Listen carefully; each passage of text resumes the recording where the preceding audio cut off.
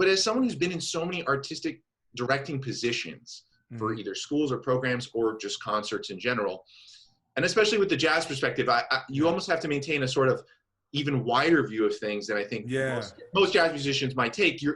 What is some advice you could give to those in positions to control some of these programs or to set up sort of these curriculums for younger students? What are just some simple things that they can do that you've seen really work or translate? Sure. I'll tell you, man, the first thing, and it was I'm a big, I love reading, and I love reading success stories. And I also love reading about other great entrepreneurs and people to kind of inspire me, right? And Mark Cuban, a great entrepreneur, he had a quote, and it really changed my whole educational philosophy. And it was about 2 years ago, I read an interview, and he said, to really make an impact, all you have to do is care, right? And so one of the things that I feel, to your point, most of these new educators, I think that they have too many different agendas rather, right? Like one is, I want to have a great program, or I want to have this. I mean, I think the reason why you're successful with JazzMemes is because you were able to tap into a unified feeling that all of us have about being jazz musicians. The quirky, the fun, like that's one of the reasons why I really started falling in love with what you guys are doing. So I think the first thing I would say is people need to care. They need to really look at whatever their mission is or their class or whatever and figure out, do I care about this student, and do I care about their sort of where they are and what they are trying to accomplish. And then I think the second thing is we need to have a communal approach. Many times, most of us that have gone to these fancy music schools, we try to take these fancy educations and even their sort of the what we've been taught, and that's not going to work today. Right. So I think if you start out with, I really care about this student, or I care about this program, or I care about this course, that's number one. Then two, how am I going to really connect with the community? How is this thing going to really be relevant? And I think the last thing is we need to all reduce ourselves and reduce our egos and really figure out how to make impact. So every situation I walk into, whether it's me sitting on a board of directors, or whether it's at Don't Miss a Beat, or whether it's at Savannah Music Festival, I always start the day saying, how am I going to make the most impact? Because for me, I don't think I'm doing anything, or I have not walked in a room where I've not existed if I've not impacted anything positively. So I think if you think that way, then you'll kind of do away and kind of, sort of get rid of all this like kind of useless, BS that we've kind of been taught. The ABCs of jazz education, that's all BS.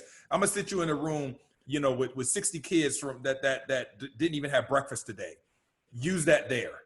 You know what I mean? Yeah, where are you going to start from there? Right. Yeah. So I think those are some things that I really feel. And I will tell you this, sort of the last part of that question that I want to answer is the educators and the people that are surviving right now are those that have the ability to adapt.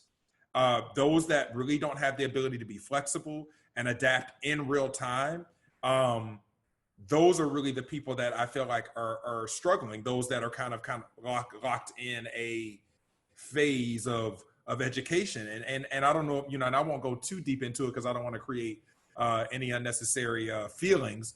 But I don't know if you're seeing kind of this divide even generationally right now. You've got a lot of jazz players who are kind of lost right now. They're lost because of the gigs. They're also lost because of the virtual element. They don't know how to, some don't even know how to get online and tweak their approach so that it can be virtual. Then you've got those of us from our generation who are thriving because we're like, all right, now finally I have a way to implement and adapt in this new environment. So I think for those that really need some tips, I always like to recount, make sure you care, make sure you're really figuring out a way to kind of tap in, communally, make sure you make impact. And then, man, you got to be adaptable. It's a survival of the fittest out here, So those are just some tips for me. Well, I mean, so there's so much I want to unpack. I'm feeling exactly what you're saying. I mean, on the caring point, it's a trickle-down effect, meaning I think you're right about it. If you start from that genuine emotional place, if you don't care, well, then a lot of other things won't happen. But if you do care, then all of the subsequent decisions will be more likely be the right decisions. Right. Because you don't have to. It's definitely mindset translates into the actions in so many more scenarios. So the importance of having the right mindset can have those ramifications. And you also talk, when we're talking about mindset, that's exactly what you're touching on with, it's not to get negative about picking out certain individuals or anything, but I do see this, and I mean, my brother and I have seen this for years, but now it's being tested in a real way, that when you view some of the new technologies, when you view some of the approaches that might seem new and foreign to you, maybe it's not even new, maybe it's just not something you're aware of. If you automatically dismiss it and don't come with an open mindset, then you've already written off something that could have a potential value to you. I would say at least have an open mindset so you can give it a shot to know what it can do for you or not. Yeah. I mean, I'll just interject real quick. Like, for instance, one of the things I have no problem stating my own, hangups and how I had to contradict myself. So right when COVID sort of stay-at-home order happened, I have been a very big proponent. I did not believe in Skype lessons. I did not believe in Zoom lessons. I mean, Greg Hutchison, who's a very dear friend of mine, he literally has been doing Skype lessons for a long time.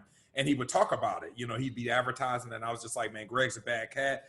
I love Greg, but if I get to sit in the room with Greg Hutchison, that's how I want to learn from him, not via Skype. Yeah. So I was this guy. I was like, no Skype. I would get tons of requests on Instagram, and I'm like, hey, if you ever get to New York or Florida, hit me up. Well, COVID happened, right? And so I'm sitting here, and just so we're clear, for me, it was not an economic choice, right? So I had all these kids hit me up, and I'm just like, okay, so either I cannot reach out and share what I love to share, and also just connect with people because of my hangups about Skype and Zoom, or I could use this as an opportunity to connect with more people.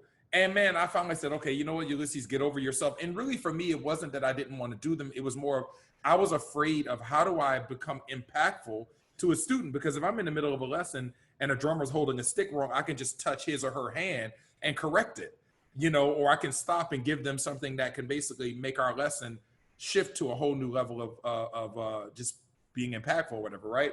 So anyway, so I got over myself. I said, okay, fine, man. If somebody emails me, I'll do a lesson.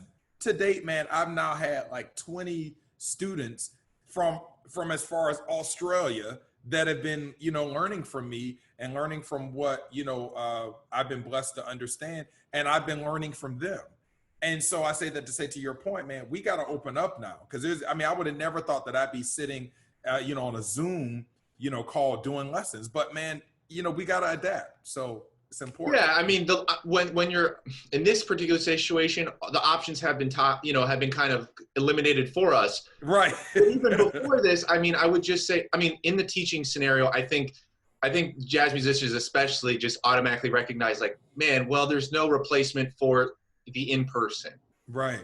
But they're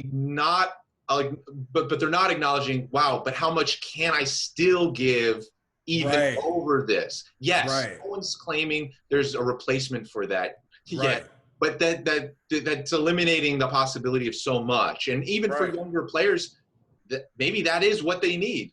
Right. But I would say that, one of the other things we're just seeing is that, even for my brother and I, we view JazzMemes on a platform that's just a form of technology, right? Like it's a tool for communication and creation.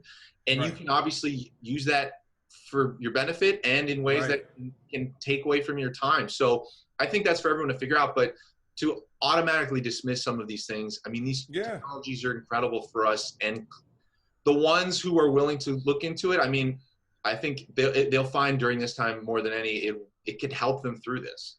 Well, and I also think, beyond help, it's the way that we're going to preserve it.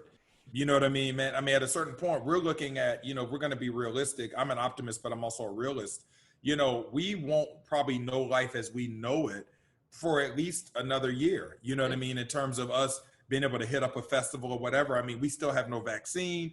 Also, numbers are going up. You know what I mean? So we got to figure out, how do we preserve this thing so that when we are able to come together, people even want to see jazz, or they even want to go to a jazz concert. You know what I mean? Because you even got the big pop audiences and pop venues, they're being affected, So at this point, it's about preservation.